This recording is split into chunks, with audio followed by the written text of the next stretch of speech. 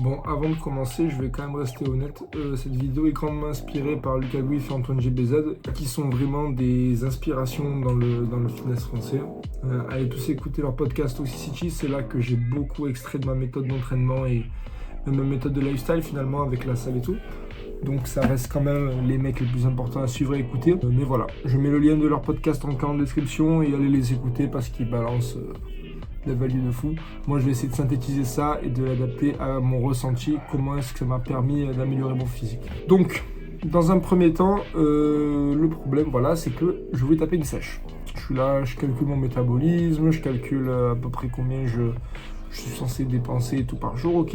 Donc mon métabolisme basal classique, mon corps ce qu'il consomme par jour pour aller pour à ce moment-là 1m83 pour dans les 90 kg à ce moment-là, c'est 2000 calories. Ok, 2000 calories, ok. Je suis un étudiant, hein. Le problème d'un étudiant c'est qu'on est souvent sédentaire, entre les révisions, les cours, etc. On est très souvent assis. Et donc on va dire que ma maintenance, sachant que je fais des activités d'étudiant et être souvent sédentaire, c'est 2400 calories. Et voilà, le premier problème qui arrive, c'est que je trouve que mon déficit est trop bas, surtout pour moi qui ai un bel appétit et qui derrière m'entraîne très régulièrement, qu'il me faut assez de nutriments et de macros. Et où vient justement la marche pour contrecarrer ce système? C'est que la marche me permet dans un premier temps d'augmenter ma dépense chaque jour sans souffrir. Ça veut dire que je pouvais et je peux tous les jours par exemple marcher pour les 600 calories en plus. Ma maintenance 2400 passe donc à 3000. Et étant à 3000, je peux donc déterminer de là mon déficit, imaginons de 500 calories et me le fixer à 2500, alors qu'imaginez avant ça, ma maintenance c'était à 2400, donc là je peux même mettre moi à manger 2500 en restant quand même en déficit. Et là où la marche est super fort par rapport à d'autres formes de cardio, c'est que je peux la faire tous les jours.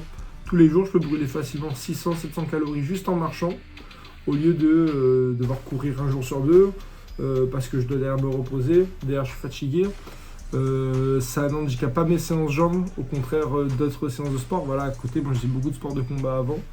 Et c'est vrai que ça déteignait beaucoup sur des séances de muscu du coup, puisque la fatigue faisait que je ne m'entraînais pas à mon meilleur niveau lorsque j'étais à la salle. Donc voilà, mon physique est donc meilleur maintenant parce que il accumule moins de fatigue en dehors de la salle et donc je peux être à 100% à fond dans la salle.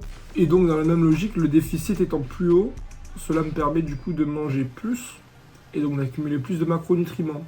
Et ainsi avoir plus de nutriments dans mon corps pour avoir des meilleures séances, avoir une meilleure composition physique et avoir plus d'énergie, hein, puisque le but d'une sèche, c'est pas de souffrir et d'être fatigué, d'être mort parce qu'on n'a pas assez de nourriture dans le système, vous voyez. Là, je peux vraiment manger beaucoup plus et donc afficher un meilleur physique avec plus de force à la salle, plus de puissance. Enfin, j'ai pas perdu personnellement en performance à la salle. Je suis toujours dans une logique où je note mes performances chaque séance et j'essaie à chaque fois de gratter une rep de plus et tout, mais toujours de garder le même volume et la même intensité.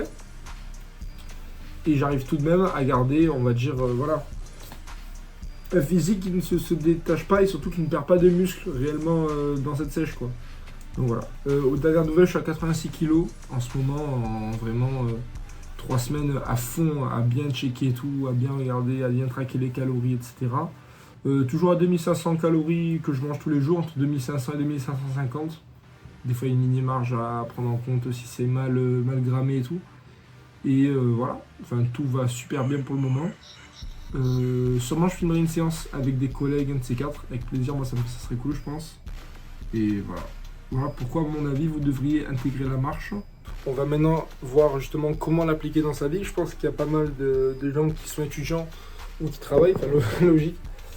D'ailleurs, beaucoup de gens qui travaillent et qui donc savent pas trop comment planter les pas parce que c'est vrai que raconter comme ça, pouvoir marcher 1h30, 2h dans la journée tous les jours, ça peut paraître un peu une activité de chômeur. On va voir que c'est pas le cas. En fait, il faut être très stratégique. Il faut juste penser à bien planifier sa journée. Donc, par exemple, moi, voilà, je fais mes études à Aix-en-Provence. Je fais exprès, par exemple, de garer ma voiture à 20 minutes de où j'habite. Et ce qui fait que ce placement de voiture fait également que je suis à 20 minutes de la fac. Ce qui fait qu'à chaque fois que je dois faire un de ces déplacements-là, donc par exemple, imaginons, là je veux aller à la fac, je mets près une vingtaine de minutes de marche, j'arrive à gratter dans les 3000-4000 pas. Imaginons qu'après, je dois aller à ma voiture pour peut-être un peu moins, peut-être 3000 pas, on va dire 3000 pas, ok. Je dois aller après à ma voiture pour aller à la salle, je dois encore faire 3000 pas, j'arrive à 6000. Je fais ma séance à la salle, je gratte 1000 pas. Puis après, je me regarde de retour dans ma voiture et je retourne chez moi, je fais encore 3000 pas.